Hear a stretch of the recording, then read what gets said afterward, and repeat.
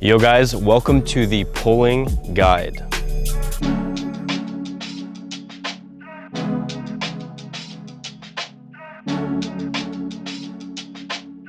Give me your fucking number, man!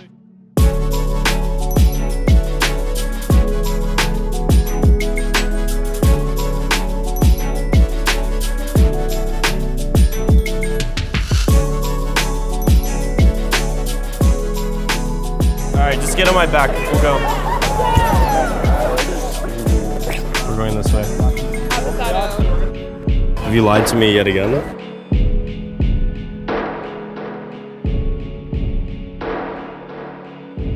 You develop these qualities, these skills, these mindsets, this knowledge about pulling over time. So don't stress out if you're not immediately pulling cuties overnight. If you're a beginner, this video is probably not for you. But if you're more intermediate, advanced, start applying some of the concepts that I'm going to outline here, and you'll see your game skyrocket. Make sure you subscribe to get more videos like this, and hit the bell button to be a part of the notification squad. So you found a girl who's right for that night, and you also have some plans. But how do you use those plans for that girl?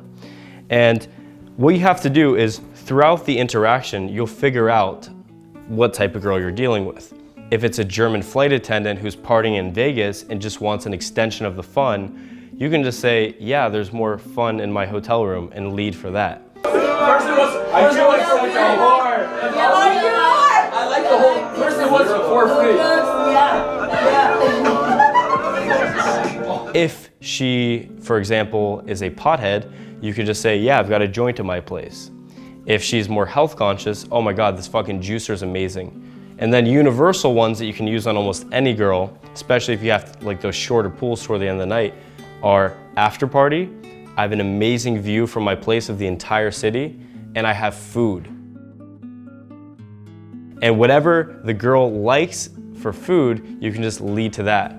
Barbecue, oh my God, this most succulent pork rib, oh, it's just so amazing. What if I was just to dangle this in front of you? Would you want that? And she may say like, man, I'll follow you to the end of the earth for something like that. There you go. So you have the plan. Now, how do you seed for this plan? I drop these little statements in over time. So let's say this interaction's 60 minutes long. You know, from the beginning, I'm saying like, oh my God, there's this fucking epic rooftop barbecue nearby. It's amazing. You gotta check it out. Oh, really? Where is it? Da-da-da, she asked. And then I just drop it for a while. She's aware of it. And yeah, man, I'm kind of excited to get out of here because, you know, my friend's after party is just gonna be so epic. That's 20 minutes in. Maybe 40 minutes in, you talk about it more. You get the friends know about it. And then later on you say, yeah, we're going in 5 minutes. You guys should come. Boom, they're like, okay. And then toward the end of that 60 minutes, that 90 minutes, yo guys, let's go, boom, and just lead the group. With the seating, you're mentioning things that you can do at your place or at her place or somewhere that's an intermediate venue. So for example, if your intermediate venue is a taco place, the best tacos you will ever have in your life, oh my God, this carnitas is just mind-blowing. Maybe show pictures. I often pull it up on Google Maps and just show pictures of the place, and they're like, oh my God, that looks so good right now. And the contrast of seating is that if I was just like, guys, we're on a rooftop barbecue right now, they don't even hear what I'm saying, they don't know what's going on, and it's harder to pull because in their mind, they've never heard of this before. So I paint the picture in their mind over the course of the interaction, the who, what, when, where, why, of where we're going, what we're doing, all of that, so that when I lead for it, it makes sense. So she's having an emotionally amazing time with you. She's enjoying your company, you're making her laugh, you know, you're just going through all this range of emotions with her, but you do need to fulfill some logical requirements. So you need to tell her reasons why she should come with you, and also reasons why she doesn't need to stay there. So an example of this could be, oh, check out the view from my place. Okay, this is one of the best views you could ever see. It's just like amazing. And then on top of that, you know, there's no reason you need to stay because you can always just come back in, right? Or why don't you just shoot your friends the message of where we're at, the address, and then they'll come. So you tell her why she should come, and the reasons why she shouldn't stay. Maybe the music sucks, like this place is gonna close anyway, things like that. So once she has these logical reasons, she knows where you're going, you've seeded the idea, you've picked the right girl, you basically need to lead, okay? You need to lead. And how are you leading? Are you leading with logic? Oh, we're going there, it's right over there, it's 5 minutes, I don't know. No, you're leading with fun and emotion. They see me rolling, they hating, controlling when they try to catch me riding dirty.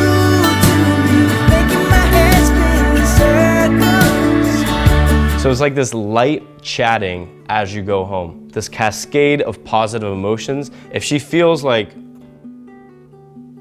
this without you, and then she feels like, oh my God, when you're around, she wants that and she craves that. Second thing with leading is that you have to have the 100% belief that it will happen. If you're unwavering in your belief, right? If you're certain that it will happen, it is more likely to happen. So an example was in Vegas, so much randomness happened. We lost these girls at a certain point. This is when I was on boot camp with a student. We lost these 2 girls at a certain point. I found them outside of the venue. They had been with some other guys for 2 hours, and they were gonna go up to their penthouse to, you know, hang out with them, right? So they were dead set on going there, and we had to kind of change that plan. We had to distract, we had to persist, we had to lead, we had to speak with certainty, we had to build up their emotions. One girl, she cut her finger on her phone, so she was bleeding. We had to deal with that, we had to deal with our sore feet, we had to deal with everything, but we had the 100% belief that it would happen. But with so much chaos, pulled to the hotel room, boom, done. Okay, so have the belief that it will happen. Thirdly, you need to lead physically, whether it's arm in arm, hand in hand, you have to lead her physically. Bring her to where you're going, right? Don't just assume that she's just gonna be there if you just say, hey, let's meet at this place. No, just lead physically and lead with her in your arm. Okay, right here, okay. Nose. Oh. We're going this way. Does that say the And you should be moving her around throughout the night so that she gets comfortable with you leading. If you haven't done that, that's gonna be an issue. So you need to bounce her from, let's say where you're meeting her, to the bar, then downstairs, maybe to some outside fire area, then to the front, then outside, then walking with her down the street, then to a cab, then to your place, then inside, then in your apartment, then in your room. So it has to be step by step like that, okay? It's easier for her to follow you and trust you if she's seen like, okay, I went with him here, had a great time, went with him here, had an even better time. So logically, it makes sense to her and emotionally that she should feel good going farther with you. Also, the no big deal mentality. If you think it's normal to bring a girl back, she will think it's normal. If as you're bringing a girl back, you're like, oh my God, this has never happened before. Let me check to make sure she's following. Let me check about this. I don't know. That shows that, it's kind of out of the ordinary for you. As opposed to, yeah, we can just go check out my rooftop. It should be fun. She's gonna feel comfortable because you're comfortable with it. And lastly, even though you're persisting, you're giving time and space for her to, one, talk to her friend, and also if you're kind of persisting for it and she feels uncomfortable, you have to empathize with her situation. It's like, oh, yeah, take your time. You two have your girl talk. Or if you're pulling and it's just like, it's too early, then give more time, empathize with her, and then go for it again. And it's easier to do baby steps along the way than get this giant investment to come all the way back. Toward the end of the night, toward when you're leading her, it has to have an element of urgency. If it's just, oh, you can come whenever you want, whenever, then there's no sense that she actually needs to act. But if you say, as I did on boot camp the other night, I said, oh shit, the promoter just texted me. He says if we don't get in by 2:30, we're not gonna be allowed in. So boom, we have to go now. And that, boom, spontaneously brought them into action, right? They're like, oh shit, we should go, cool. And another component is time. So if you are leading somewhere, always make it seem like it's easy to get there, right? Oh, it's 5 minutes walk this way.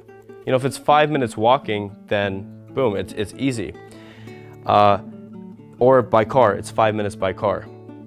Also, take away the downside with these things. So for example, one thing could be if she comes out to where we are now, which is 30 minutes away from Santa Monica, how is she going to get home? Oh, you know what? Worst case scenario, I'll drive you back or I'll get you an Uber. Then she doesn't have to think about it. Cool, I can go have fun, and then my way home is already dealt with. And the last component I want to talk about is certainty and authority. So you're speaking with certainty, right? That belief that this is what it is. That's that. And also authority, which is the right to give orders and enforce obedience, right? So if you speak from that place of, I'm certain about this and I have the right to, you know, deliver this and to lead us there, then people are going to follow you. If there's indecisiveness, if there's this I don't know quality, the je ne sais quoi, then people won't follow you.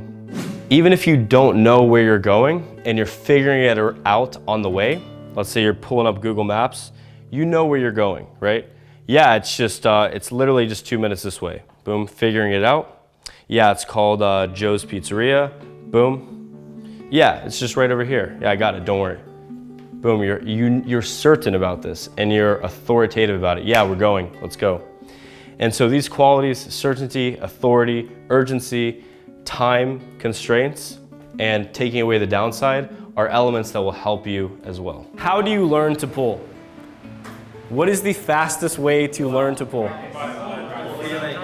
The best thing to do is to get around people who are pulling themselves, right? Think about how to, oh, this is a weird example. Cheetahs, how do they have no instinctual way to hunt. They don't know, you can't just birth a cheetah, it's on its own and then it just hunts. It doesn't happen that way. What happens is the mother cheetah, basically it'll bring the baby cheetah dead rabbits and then it'll show it, it'll be like, boom, pounce. And then like the baby cheetah's like, and it like pounces on it. And then over time, she brings larger and larger animals. And then by the time the cheetah's like this big, she brings a half-dead like antelope that's just like, and then the baby cheetah, like, she's like, go attack it like this. And it attacks it. And then over time, and then usually the antelope gets away, so the mother cheetah just has to like drag it back, which is, wow, horrible for the antelope.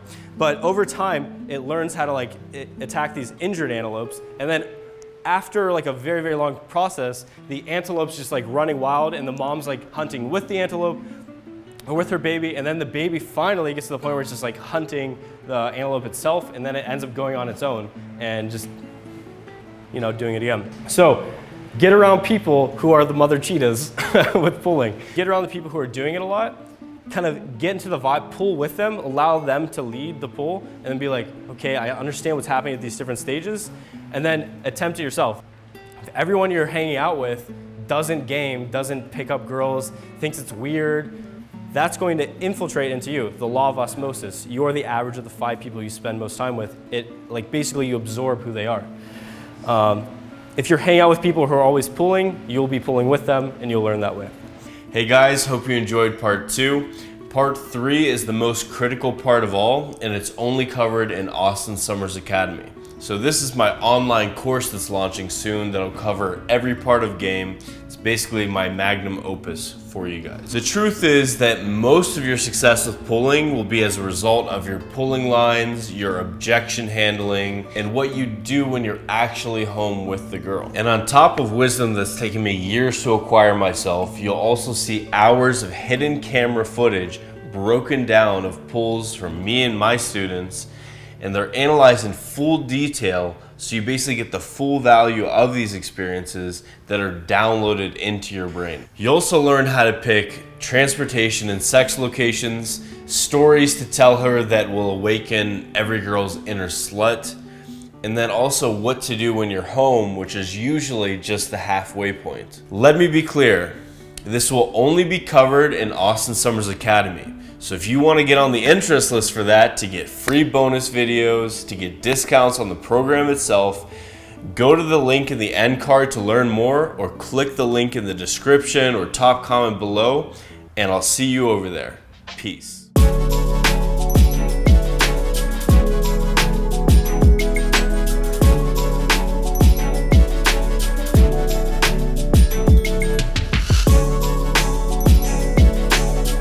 Boom, boom, done.